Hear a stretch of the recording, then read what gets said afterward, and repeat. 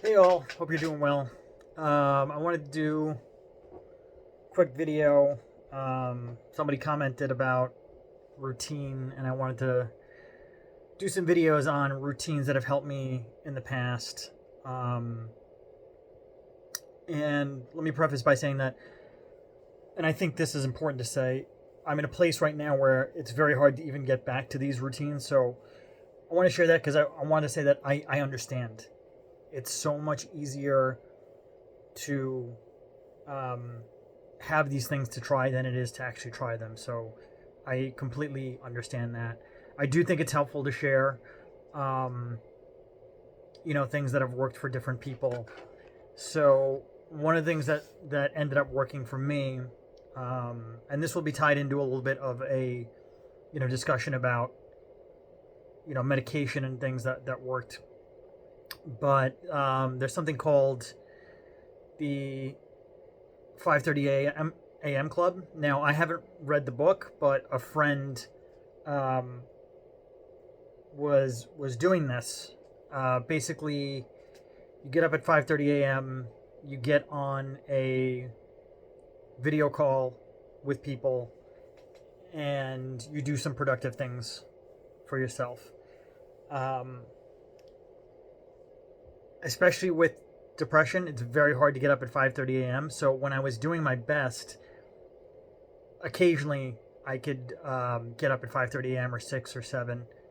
Um, but it's very hard for me, and I think that's just the type of like how my brain works. I'm not a morning person.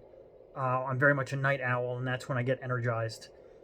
Um, Part of this video is to say the other thing to say is I think in a lot of ways, like, society tries to get us all into these boxes of like, oh, everybody should be able to get up in the morning and be energized, and it's just simply not true. It's simply not true. And I've seen a lot of people who are neurodivergent, who may have some of these issues, fit into different boxes. That's maybe you're not energized in the morning, so it can feel defeating to have to try and fit into that box. So I totally get that. um, so what I'll say is this: two things. One, any of these tips and these routines, you can make them work for you in different ways, right? You don't have to get up at 5:30 a.m. You can get up at 8 a.m. if that's fits your schedule and it makes you feel good. If you're somebody that's getting up at 2 p.m. just because you're in a very bad place and doing this at 11 a.m. is helpful for you, please do it. We're all in different places in our journey. What works for one person, specifically like the details, might not work for another. So don't. I fell into the trap for a long time of being like, I have to do things a certain way or I'm a failure. I have to be able to get up for a 5:30 a.m. club, otherwise I'm a failure. And it never helped. It never helped. It kept me from trying some of these great things that would have helped me so much earlier had I just realized, okay, this is helpful, but I need to do it a slightly different way. The point is this: try it in whatever way that you want to try it, and then you'll feel whether it's helping or not. You'll feel a positive, something positive, um, or you won't, and then you'll realize either you need to tweak it. Maybe getting up earlier is for you, or maybe that's just not a habit that works for you, or a routine that works for you. So I think that's super important. So for a long time, my buddy was like, why don't you do a 7 a.m. or an 8 a.m. club? I never did it because I was like, well, it just doesn't seem like the right fit. Then I ended up, this is the part of the story which is like very specific to me. I ended up taking a medication that made it easier for me to get up early in the morning. I was naturally getting up in the morning um, very early, like earlier than I've ever gotten up at. Like, I was getting up at like 6 a.m. with the sun, and instead of needing 8-9 hours of sleep, I could get by on 6 hours and be pretty fine. So that comment is just to say that's not what this video is about, but that's to say, some of my other videos are about medications and like the impacts that they can have. So I wanted to mention that. I'm not saying the reason I say that's a side comment, I'm not saying go take a medication so that you can get up earlier. I'm just saying this was my journey, is I ended up taking this medication, and that made it easier to join this 5:30 a.m. club that was existing. But please, my message is not go and take medication because that's to get up earlier. It's tweak things to work for you. However you need to, give them a try, and then adjust and see what works and what doesn't.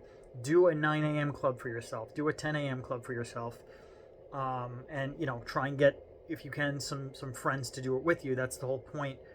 That's a big part of, I think, why it works, is you have that social interaction, other people who want to start their day out with productivity and energy. I think that's super important. The social interaction part of it is very important. I really think that's a huge reason of why it helped me. Especially like myself being a freelancer and not always going to the office, super beneficial. So back to like the 5:30 a.m. club, or like the version of it that I like, because like I said, I haven't read the book and I'm not sure the exact what they talk about in the book, but something along the lines of,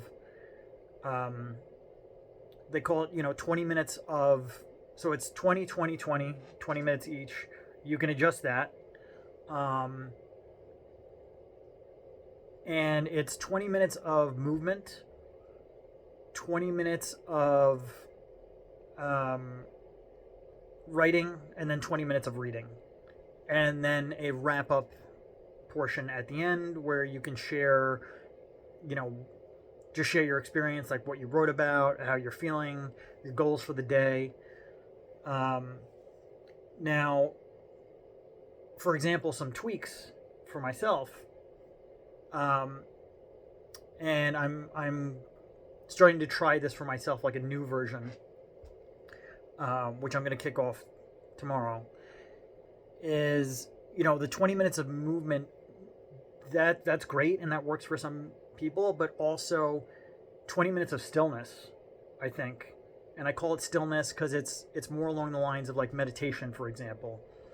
Not everyone has that energy or benefits directly from, let me be energetic, or just different mornings you could feel like you need something a little bit different. So I like 20 minutes of, for the first 20 minutes of movement or stillness.